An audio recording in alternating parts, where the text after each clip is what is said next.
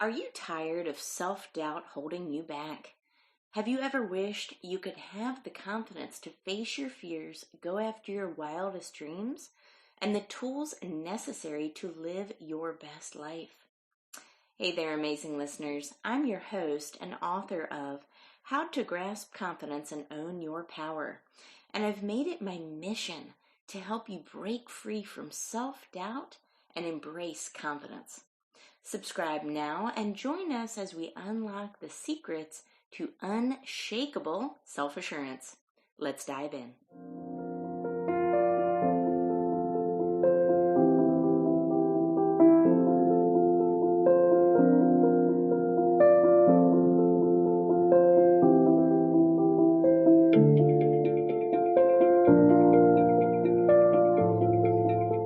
Hello, everyone, and welcome to another episode of Grasp Confidence Podcast. I am your host, Tara LaFon Gooch, and you are in for a treat today. It's not every day we talk to such high-powered, high-executive leaders and CEOs really making a change in their respective industries, but today is a special treat. So I am interviewing Alex Martinez, and Alex is the CEO and co-founder of Intrinsic Medicine. He's an entrepreneur, he was an attorney, and his life has completely changed, and he's changing the industry as we know it today with his company, Intrinsic Medicine. Alex, welcome to the show. Thanks, Tara. Pleased to be here. Yes. So I would love to hear a little bit more about you. Please introduce yourself. Sure. So Alex Martinez, I think first and foremost, I'm a public health champion. I'm a problem solver, and I also identify as a patient as well, right? And that shapes everything I do, because there's really no other in this role. It's understanding and really seeking to provide solutions that don't exist and to serve people in a way where they really do not have to make any trade-offs. Wow. And so, I would say I'm kind of like a public health person who has infiltrated the pharmaceutical industry. I love that. I wouldn't call myself an insider. I'd say I'm, an insider by design, but sort of an outsider by what I hope to change. Let's talk about change. Because, change is one of those things. It's not easy.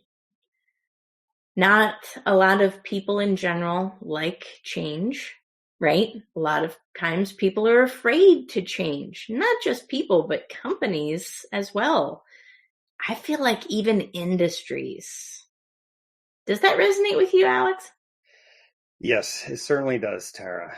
And I think that's probably been the biggest growth opportunity, is the sort of understanding sort of the monolithic aspect of certain industries, seeing them for what they are. And I think this is a really important part. If you want to change something,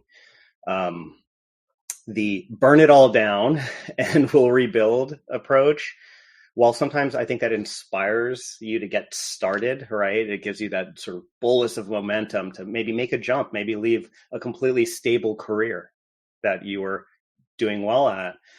But the reality of it is, you are kind of David against a Goliath. And so you need to be strategic about it.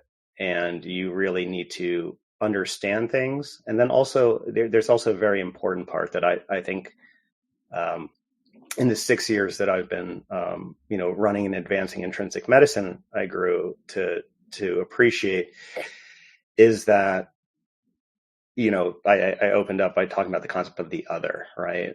And we're like, nope, actually, that there are people on the other side, and those people also think that they're doing good, right? And those people are not out there to inherently make things unsatisfactory, to make things unsafe, to make things expensive, to make things hard on people trying to seek care for themselves and their families.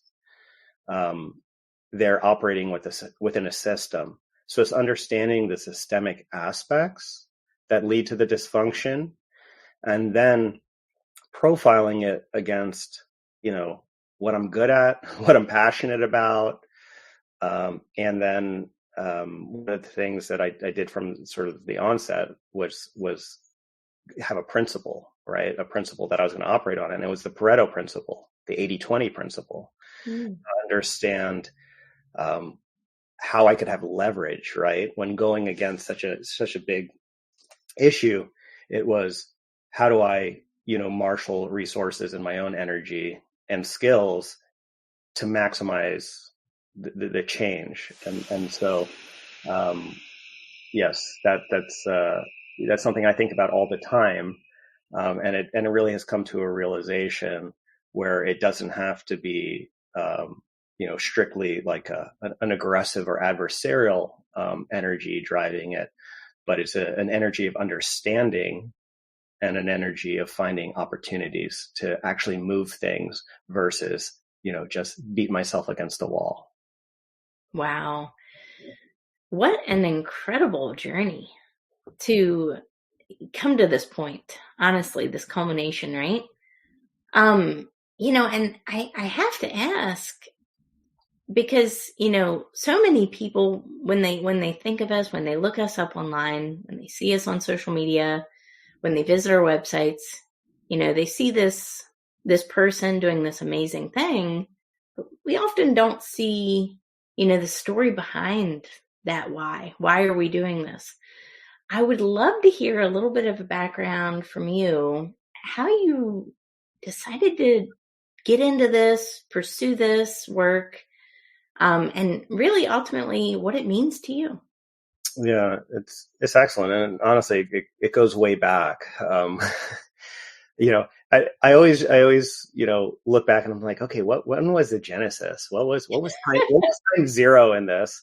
And like, I have to go back to like when I was like 17 years old at this point, getting a first job. I grew up on a farm in Maryland. I'm from Maryland too. Okay, yeah. Lisbon, Maryland. Stop. Are you serious? Yeah, I grew up on Daisy Road. We're literal neighbors. Oh, really, Tara? Literally. Holy cow. The universe is so funny. This was not planned, by the way. Okay. I went to Lisbon Elementary School. Wow. I went to Bushy Park. we were like leading parallel lives. Yeah. So I went to Lisbon Elementary School and Glenwood Middle School. I went to Glenwood. You went to Glenwood?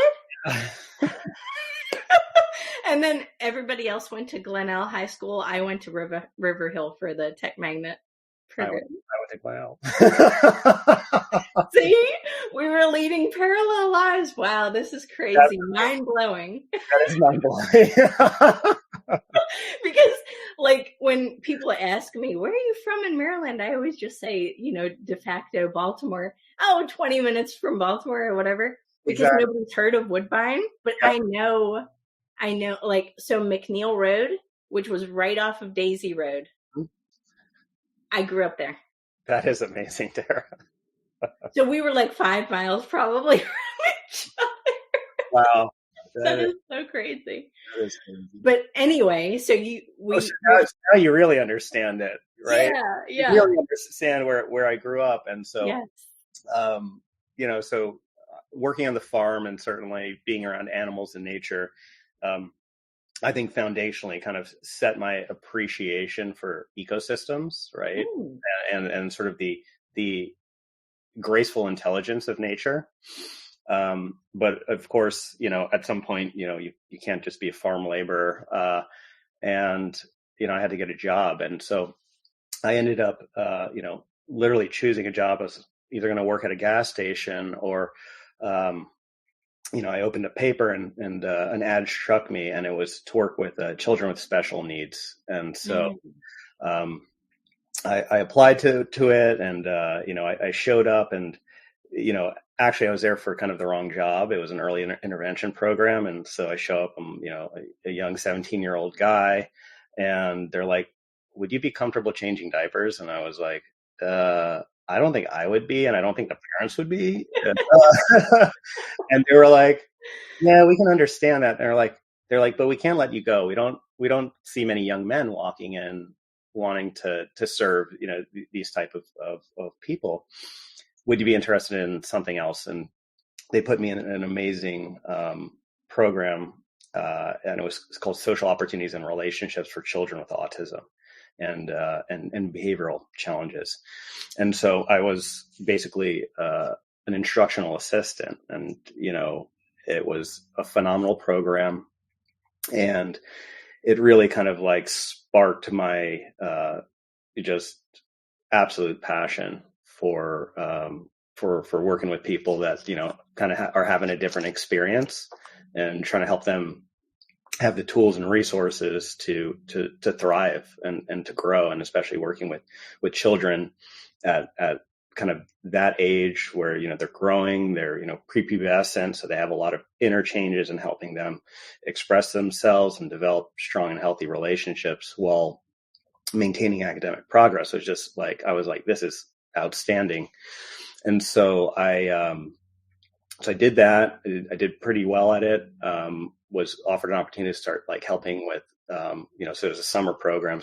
Was given an opportunity to like work on, during the school year plans as well, since I got to know the children and their families so well.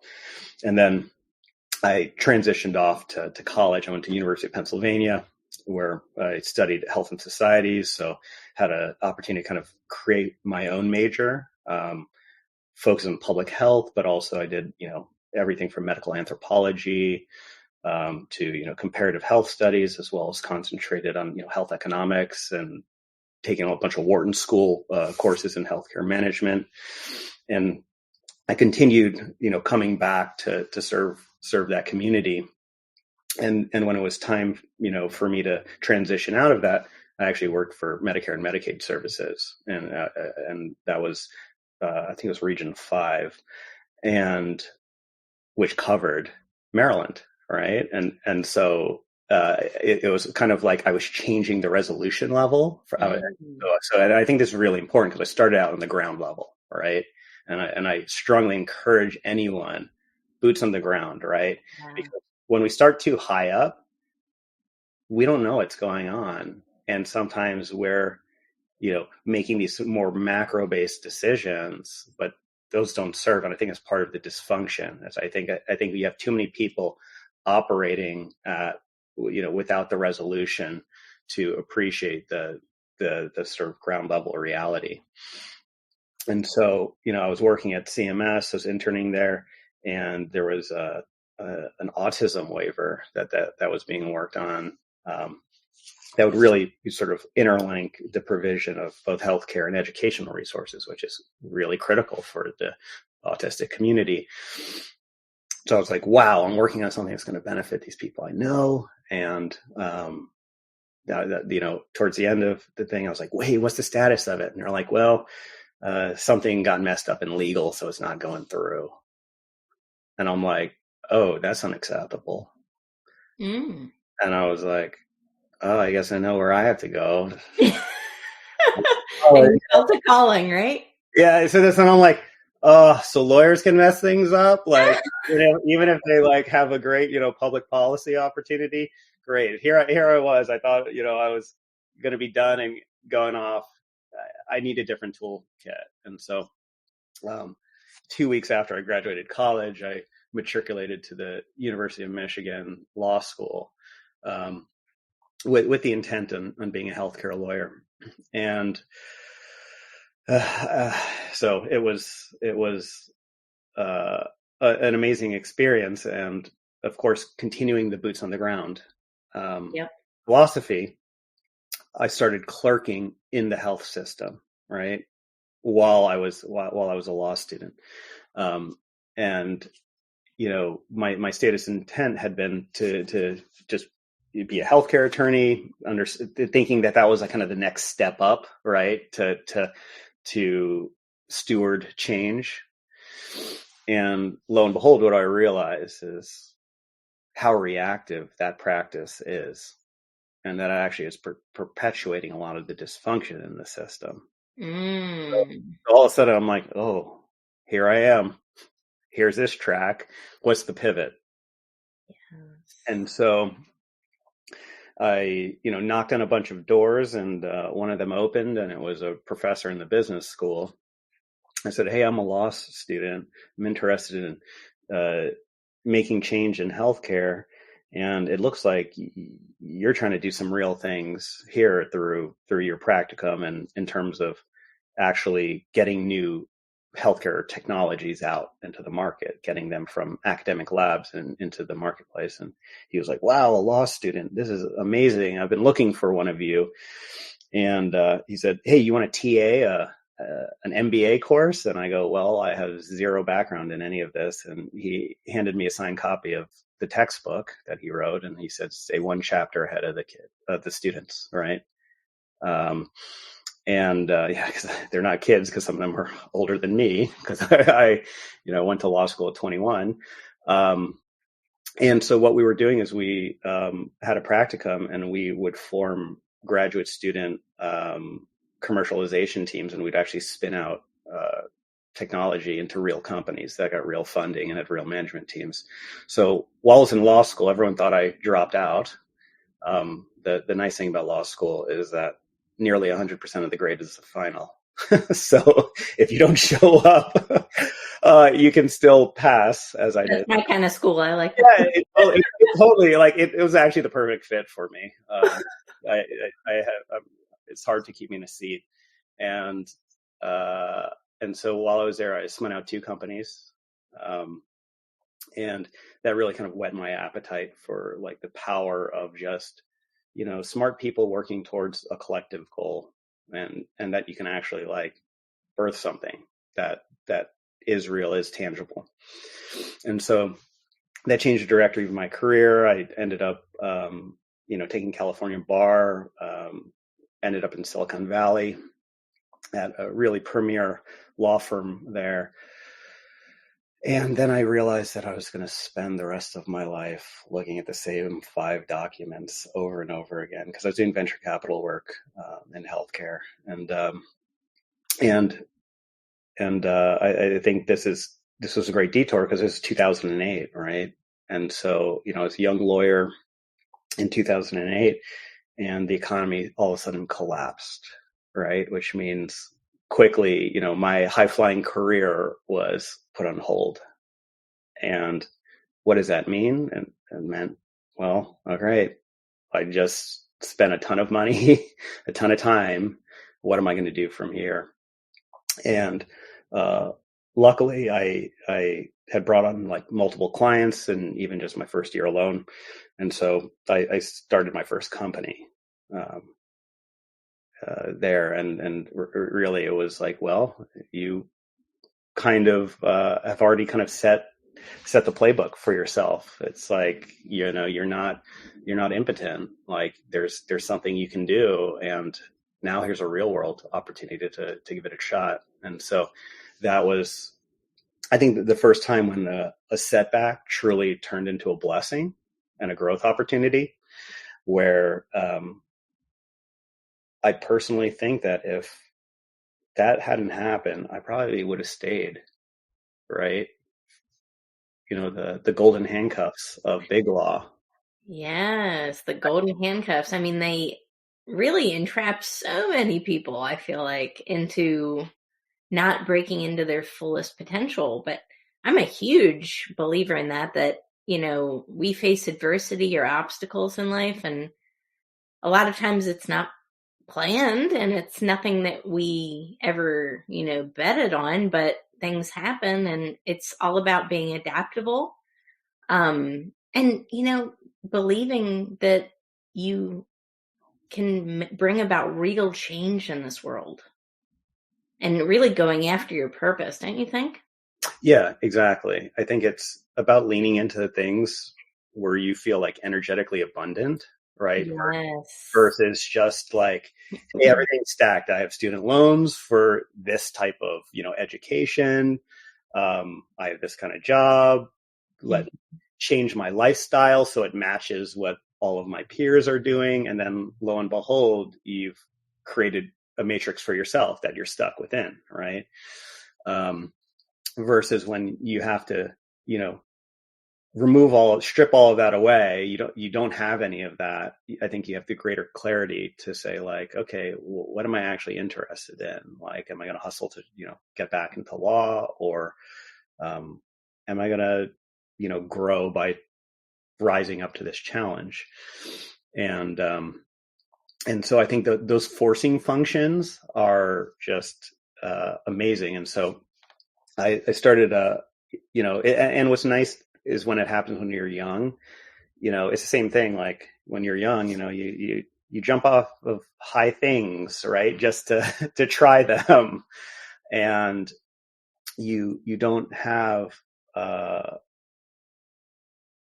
feel like you don't have, I think you have, it's not that you have more confidence, but I think you're less kind of risk averse, and you're maybe even, and maybe you just don't have the ability to be like as critical of yourself. Like you don't get analysis paralysis on things. You just try them. Yes, I relate to that so much, the analysis paralysis. We can think ourselves into oblivion. Like we really can, all of us. We're really good at that.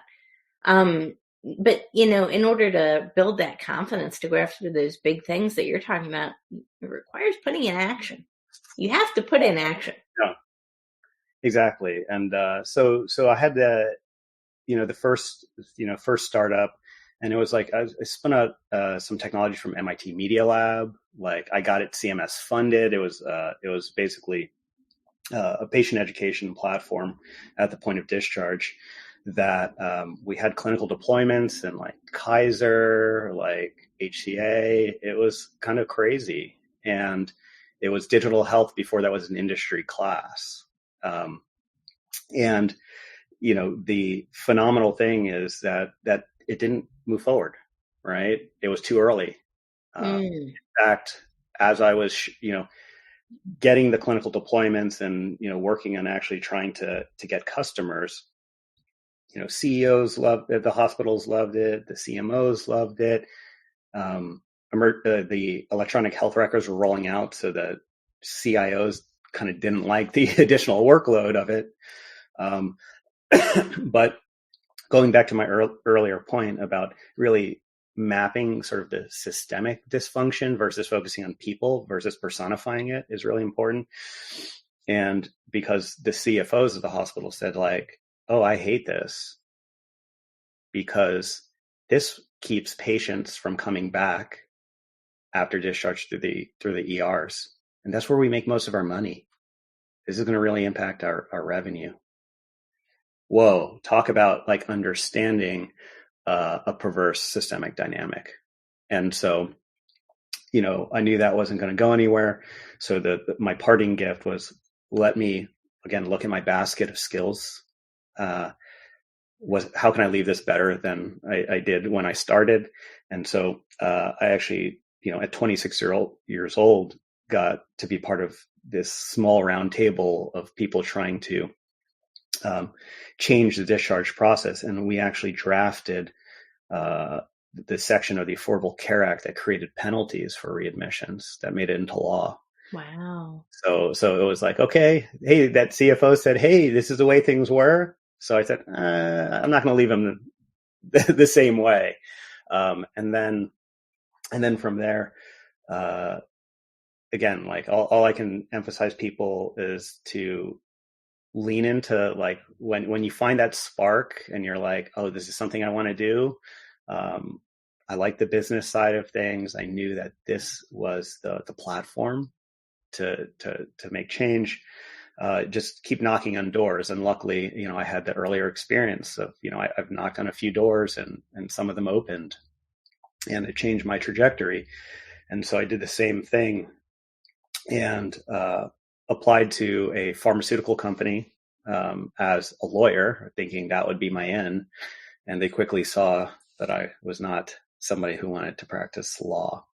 And so the general counsel called me up and said, "Hey, we're not going to give you the job, but everyone really liked you." And the business guys said, "Wow, we need someone like that for a position that you are completely unqualified for." And it was a position that they wanted 10 to 15 years of pharmaceutical industry experience, a PhD. And it had been open for a year. And they said, "Hey, you want to try to apply for this job?" And I said, "Okay, what do I have to do?" And they said, "You have to do a project for us." And so I did a project that, the CEO, COO of the company had to assess. And they said, "Wow, you did better than all those qualified candidates. Love that. Do you want to take a risk on us? We'll take a risk on you." And that was my entry into the biotech pharma industry. Wow. So much to unpack there, right? Because, a lot of times we're faced with failure and it's so easy to give up. But there's always that moment of choice. And I think part of it goes back to your conversation on purpose. What lights you up, right? What I have found is that, when you're aligned with your purpose, when you're doing something that really gives you energy, you're going to always outperform people, right? For the same exact role, regardless of the qualifications, regardless of what it looks like on paper. It's almost like an energy exchange. Do you know what I mean? Does that resonate with you when someone's aligned with purpose? It's just people gravitate to them. And part of that has to do with a confidence level that they have too, I would think. It absolutely does. And it really resonates with me because I also try to, some people have said you have a certain magnetism to you. Yeah. And I'm like, I don't understand that. And then so of course I'm trying to say, like, well, where would that come from?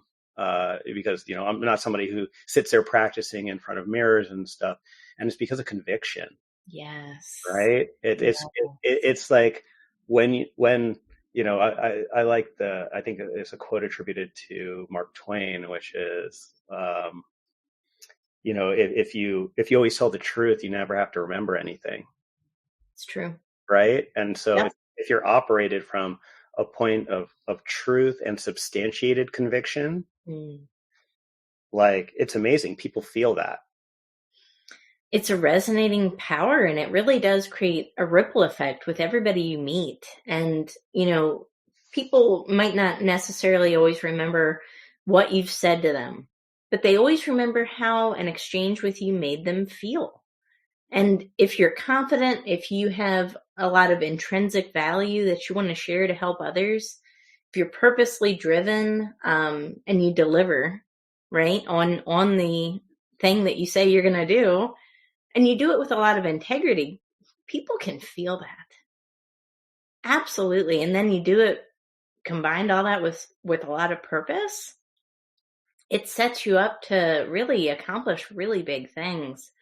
But one thing that you mentioned in healthcare specifically that I want to pinpoint is, a major tenet of leadership in general is leave it better than you found it.